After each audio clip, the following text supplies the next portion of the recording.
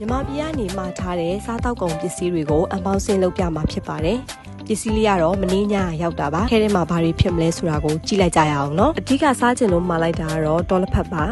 တော်လက်ဖက်ကတော့တုတ်စားလို့ရပါတယ်တော်လက်ဖက်တုတ်ကိုရောစားဖို့ကြရလား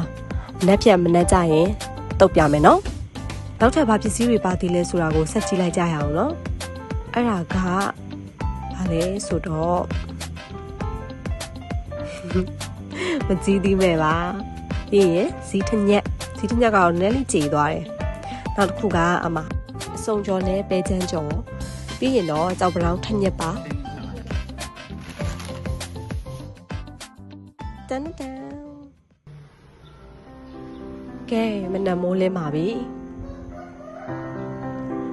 အရင်ဆုံးခြံထဲကငရုတ်သီးစိမ်းကိုခူးမယ်ငရုတ်သီးကနည်းနည်းဆက်တော့လေနည်းနည်းလေးပဲခူးထားလိုက်ပါမယ်ပါဝင်ပစ္စည်းတွေကတော့တော်လက်ဖက်နဲ့အစုံကြော်ပြီးရင်စွတ်သွန်နီ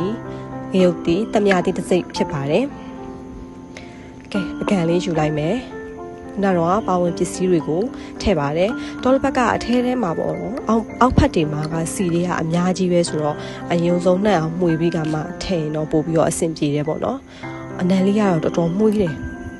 ကြိုက်တဲ့သူကြတော့မှွေးမယ်ပေါ့နော်မကြိုက်တဲ့သူကြတော့နည်းနည်းလေးအနံ့ကျင်းတယ်လို့မျိုးတော့ခံစားရမယ်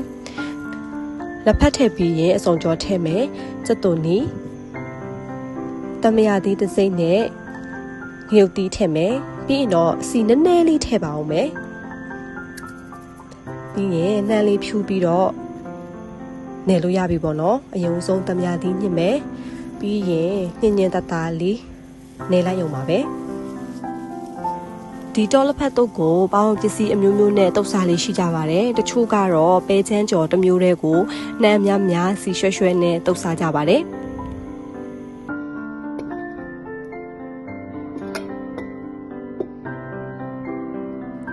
အခုနဒီကတော့မနက်စာအဖြစ်နဲ့စားမှာပဲဖြစ်ပါတယ်ထမင်းချမ်းကလေးရဲ့ရင်နွေးချမ်းရဲ့တော်လက်ဖက်တုပ်ရဲ့ပေါ့နော်စားလိုက်ပါဦးမယ်နော်ကျေးဇူးပါ